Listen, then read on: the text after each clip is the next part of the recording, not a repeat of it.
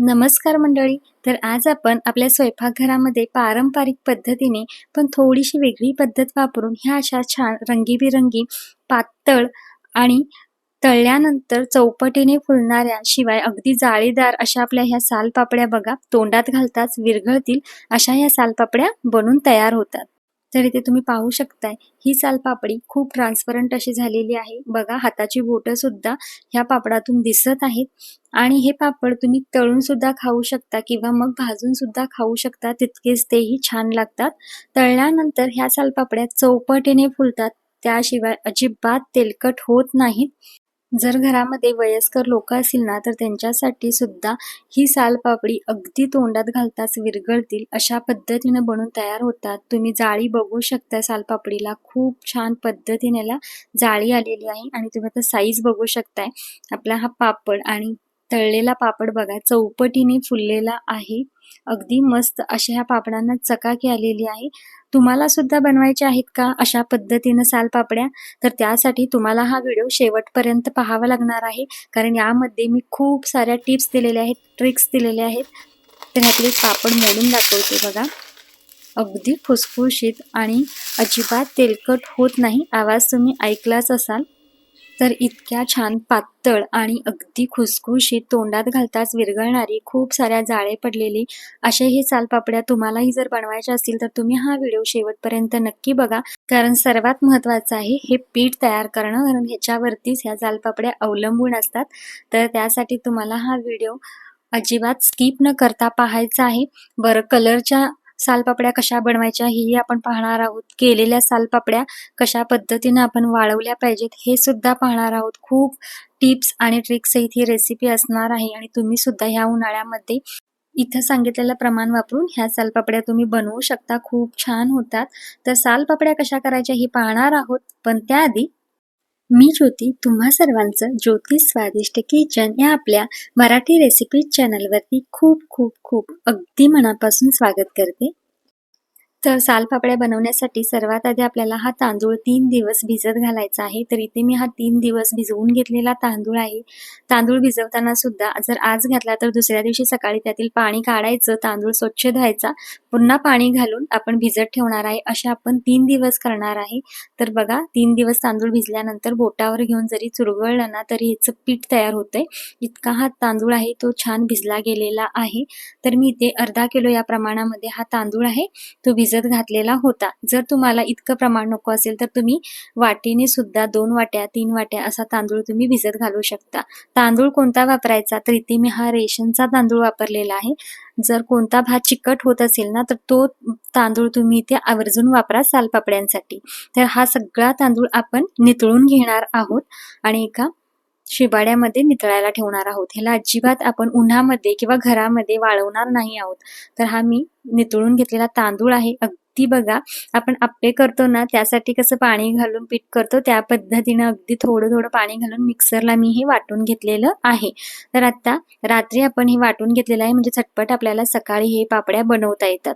तर तुम्ही पीठ पाहू शकताय, खूप छान चिकटसर असं आपलं हे पीठ झालेलं आहे आणि वरून पळीने बघा असं सोडल्यानंतर अजिबात ते कुठेही मध्ये तुटत नाहीये. एकसंध असं ते पीठ पडत आहे. याचा अर्थ आपलं हे पीठ आहे ते छान असं झालेलं आहे. रात्रभर मी असं झाकून ठेवणार आहे आणि सकाळी आपण याच्या सालपापड्या बनवणार आहोत. तर बघा दुसऱ्या दिवशी सकाळी आपण यामध्ये चवीपुरतं मीठ घालून घेणार आहोत. तर साधारण अर्धा किलो इतकं पीठ आहे हे, त्यासाठी 2 चमचे मी मीठ वापरलेलं आहे. जास्त प्रमाणामध्ये मीठ वापरू नका, कारण तांदूळ आहे तो 3 दिवस भिजलेला असतो आणि त्याला आंबट असा थोडा वास सुद्धा असतो किंवा चव आलेली असते, त्यामुळे मीठ थोडं वापरताना कमी वापरा. तर अजून आपले हे पीठ जे आहे बघा ते खूप घट्टसर आहे. इतकं आपल्याला घट्टसर पीठ नको आहे, पण पिठाची कन्सिस्टन्सी तुम्ही पाहू शकताय किंवा एकसंध पाहू शकताय. हे बघा बोटाने जरी मी पिठाला असं टॅप केलं तरी सुद्धा अजिबात आपल्या ह्या बोटाला हे पीठ चिकटत नाही. इतकं छान हे पीठ तयार झालेलं आहे. तर ह्यामध्ये आता ना आपण थोडं पाणी घालून हे पीठ आहे त्याची कन्सिस्टन्सी ॲडजस्ट करून घेऊया. तर सालपापड्या बनवताना अगदीच घट्ट किंवा खूप पातळ असं हे पीठ बनवायचं नाहीये. तर व्हिडिओमध्ये दाखवल्याप्रमाणे तुम्हाला ह्या पिठाची कन्सिस्टन्सी ठेवायची आहे. तुम्हाला जर कमी प्रमाणामध्ये ह्या सालपापड्या बनवायच्या असतील तर तुम्ही थोडंसं आधी ट्रायल म्हणून तुम्ही करून बघा. 2 वाट्या भिजत घाला आणि मग त्याच्या तुम्ही सालपापड्या करून बघा. खूप छान होतात. तर हे बघा अशा पद्धतीनं इतकी ह्याची आपल्याला कन्सिस्टन्सी हवी आहे. अगदी पांढरं शुभ्र असं आपलं हे पीठ झालेलं आहे. हे असं पीठ ज्यावेळेला होतं ना, त्यावेळेला अजिबात एकही सालपापडी मोडत नाही. खूप छान अशा ह्या सालपापड्या बनून तयार होतात आणि आता पीठ तुम्ही बघू शकताय असं आपल्याला हे पीठ हवं आहे. एकसंध असं हे पीठ पडत आहे. आपण इथे कलरच्या सुद्धा सालपापड्या करणार आहोत. तर त्यासाठी इथे घरामध्ये जे फूड कलर अवेलेबल आहे तेच फूड कलर मी इथे वापरणार आहे. हिरवा, केशरी आणि पिवळा हे कलर वापरणार आहोत. 2-2 पळ्या होतील इतकंच हे पीठ मी प्रत्येक बाउलमध्ये काढून घेतलं आणि यावरती असा कलर घालून हे पीठ आपण मिक्स करून घेणार आहोत. तुम्हाला तुमच्याकडे जे कलर अवेलेबल आहे त्या कलरमध्ये तुम्ही बनवू शकता किंवा मग जर तुम्हाला पांढऱ्या सालपापड्या बनवायच्या असतील तर तुम्ही तसं सुद्धा बनवू शकता. पण आता लग्न सराई चालू होते तर रुखवतासाठी सुद्धा जर तुम्हाला अशा सालपापड्या कलरफुल बनवायच्या असतील तर तुम्ही ते बनवू शकता. आणि ज्यावेळेला आपण नैवेद्य भरतो ना तर त्यावेळेला सुद्धा कलरफुल सालपापड्या त्याच्यावरती दिसायला सुद्धा खूप छान दिसतात बरं का. पीठ तयार झालेलं आहे. आता बाकीची तयारी आहे ना ती करून घेऊया. तर इथं सर्वात महत्त्वाचं म्हणजे ह्या भांड्यामध्ये मी अगदी भांड्याला थोडंसं कमी इतकं पाणी घेतलेलं आहे आणि भांड्यावरती आपल्याला झाकता येईल ह्या साईजमध्ये इथे मी स्टीलची ताटं घेतलेली आहेत. ही पूर्वतयारी आपल्याला करायची आहे. हे शिबाड आहे हे असं मी उलटं करून घेतलेलं आहे. तुम्ही ह्याऐवजी सूपसुद्धा वापरू शकता. त्यानंतर बघा सालपापडी पटकन उचलली जावी ह्यासाठी मी इथं ज्वारीचे हे धाट घेतलेलं आहे आणि यामध्ये अशी सुई आहे बघा. ती अशी सुई ह्यामध्ये मी रोवून घेतलेली आहे आणि पाठीमागचं टोक आहे ना त्याने आपण ह्या सालपापड्या उचलणार आहोत. तर ही पूर्वतयारी करणं फार महत्त्वाचं आहे. तर ह्या भांड्यामध्ये आपण पाणी उकळायला ठेवणार आहोत. भांडं काळं होऊ नये ह्यासाठी मी तळाशी असं लिंबूची फोड ठेवलेली आहे म्हणजे भांडं अजिबात काळं होत नाही. पूर्वीची लोकं बघा यामध्ये सालपापड्या करताना घुगऱ्या असतात बघा म्हणजे तुरी, शेंगदाणे, हरभरे हे सगळं यामध्ये घालत होते म्हणजे आपले सालपापड्या पूर्ण होईपर्यंत ह्या घुगऱ्या सुद्धा अगदी छान मऊ शिजल्या जायच्या. बघा म्हणजे किती विचार करायची पूर्वीची लोकं.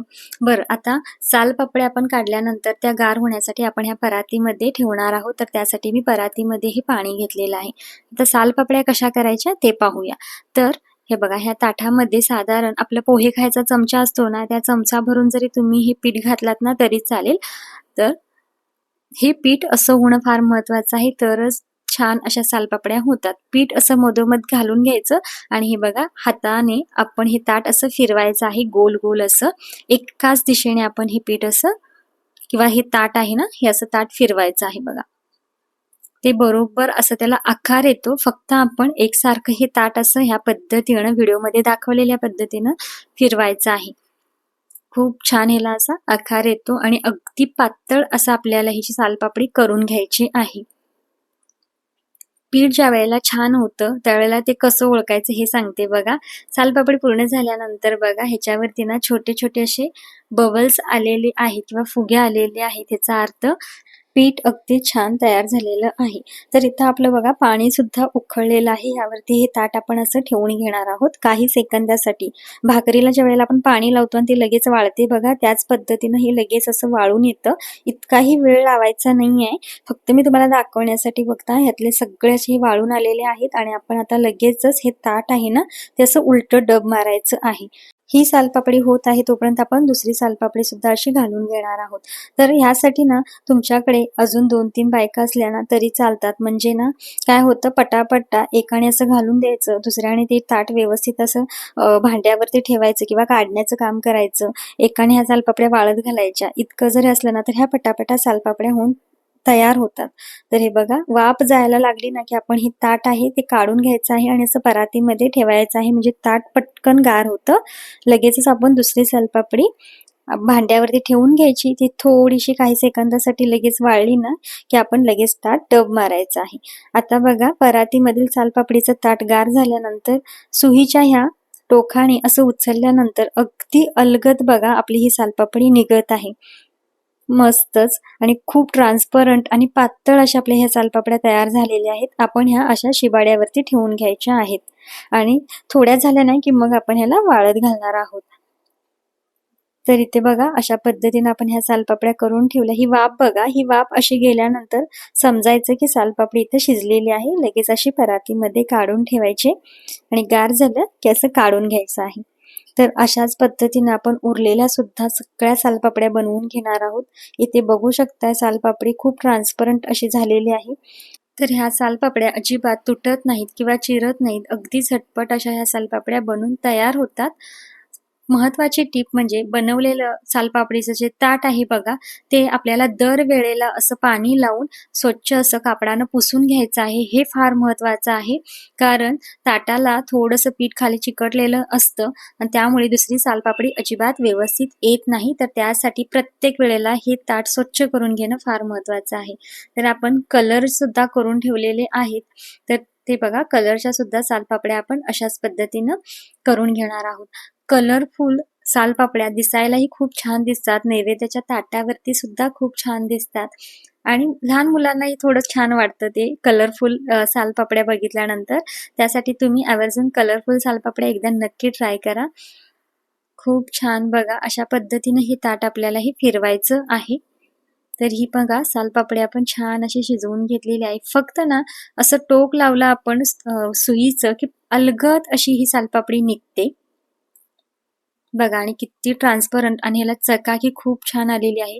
फक्त हे करताना ना हाताशी आपल्या 2 ते 3 लेडीज हव्यात म्हणजे आपल्याला पटकन हे सालपापड्या बनवता येतात. हे महत्त्वाचं आहे. जर आपण एकटेच करणार आहोत तर थोड्या प्रमाणामध्ये करा. कारण इतक्या प्रमाणामध्ये खूप साऱ्या सालपापड्या बनवून तयार होतात.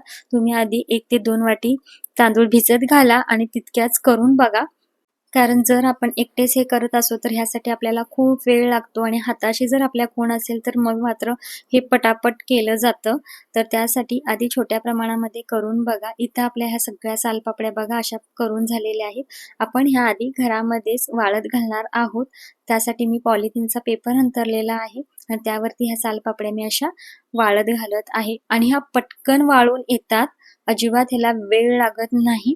अगदी आपल्या सालपापड्या सगळ्या करूपर्यंत आधीच्या केलेल्या सालपापड्या पटकन वाळून येतात. हे बघा अशा पद्धतीने. तर माझं ह्या इतक्या अर्धा किलोच्या प्रमाणामध्ये जवळजवळ 100 ते 150च्या वर ह्या सालपापड्या बनून तयार झालेल्या आहेत. तर तुम्हाला सुद्धा अशा सालपापड्या बनवायच्या असतील तर इथं सांगितलेलं परफेक्ट प्रमाण तुम्ही वापरा आणि तुम्ही सुद्धा अशा पद्धतीने ह्या सालपापड्या एकदा ह्या उन्हाळ्यामध्ये नक्की बनवून बघा. खूप छान होतील. तांदूळ वाळवायचा नाही, काही नाही. अगदी आपण आप्पेला करतो ना त्याच पद्धतीनं पीठ करायचं. तर सालपापड्या तयार झालेल्या आहेत. तळून बघूया बघा. अगदी मस्त चौपटीने ह्या सालपापड्या फुलतात. खायलाही तितक्याच खुसखुशीत लागतात आणि ह्याची जी चव आहे ना तर इतर पापडांपेक्षा सुद्धा खूप वेगळी असते. खूप छान. आमच्या भागामध्ये तर ह्या सालपापड्या सगळ्यांना खूप जास्त आवडतात. फक्त करायला थोडा वेळ लागतो इतकंच. तर तुम्ही पाहू शकता इथं आपली ही सालपापडी आहे बघा. अगदी चौपटीनं अशी फुलून आलेली आहे. अजिबात तेलकट होत नाही. तर तुम्हाला मी याची साईज दाखवते बघा. आपला हा सुकलेला पापड आणि ही तळलेली सालपापडी बघा अगदी अशी फुलून आलेली आहे. तर आता ह्या सालपापड्या वाळवायच्या कशा? तर केलेल्या दिवशी दिवसभर आपण ह्या घरामध्येच वाळवून घ्यायच्या आणि त्यानंतर मात्र 2 ते 3 दिवस कडकडीत उन्हामध्ये हे सालपापड्या आपण वाळवून घेणार आहोत. त्यानंतर हवाबंद डब्यामध्ये भरून ठेवायच्या. अगदी छान राहतात. ही आपली रेसिपी ना अगदी पारंपरिक पद्धतीनं आहे. पण पहिला काय होत होतं, तांदूळ भिजत घातल्यानंतर ते गिरणीवरून दळून आणत होते किंवा मग घरामध्येच ते कुटत होते. पण आपण अगदी आप्पेला कसं पीठ करतो ना, त्या पद्धतीनं ही नवीन पद्धतीनं आपण हे पीठ तयार केलेलं आहे. त्यामुळे आपल्या ह्या ज्या सालपापड्या आहेत ना, त्या खूप छान जाळीदार, खुसखुशीत, कुरकुरीत अशा तयार झालेल्या आहेत. चवीला सुद्धा तितक्याच भन्नाट अशा झालेल्या आहेत. अगदी तोंडात घालताच विरघळतील अशा पद्धतीनं आपल्या ह्या सालपापड्या बनून झालेल्या आहेत. बघा अगदी मस्त याला अशी जाळी पडलेली आहे. हे आपली खरी पावती आहे की आपली ही सालपापडी खूप छान झालेली आहे. मस्तच. तर तुम्हाला आपला हा आजचा व्हिडिओ कसा वाटला किंवा आजची रेसिपी कशी वाटली हे मला कमेंटमध्ये सांगायला अजिबात विसरू नका. आणि तुम्ही सुद्धा अशा पद्धतीने सालपापड्या एखादा नक्की बनवा. तुम्ही बनवलेल्या सालपापड्या कशा झाल्या होत्या हे सुद्धा मला कमेंटमध्ये सांगा. व्हिडिओ तुम्हाला जरा जरी आवडला असेल तर व्हिडिओला लाईक करा, व्हिडिओ जास्तीत जास्त शेअर करा आणि चॅनलला सबस्क्राईब केलं नसेल तर प्लीज सबस्क्राईब करा. साईडचं बेल आयकनही क्लिक करा जेणेकरून मी बनवलेल्या रेसिपी सर्वात आधी त्या तुमच्यापर्यंत पोहोचतील आणि तुम्हाला त्या पाहता येतील। आणि इथं हे सांगितलेलं सालपापड्यांचं प्रमाण अगदी परफेक्ट आहे, त्यामुळे तुम्ही पहिल्याच प्रयत्नामध्ये ह्या अशा छान कलरफुल आणि पांढऱ्या शुभ्र सालपापड्या नक्की बनवाल याची मला खात्री आहे। पुन्हा भेटू अशाच नवीन रेसिपी सोबत, तोपर्यंत बाय बाय।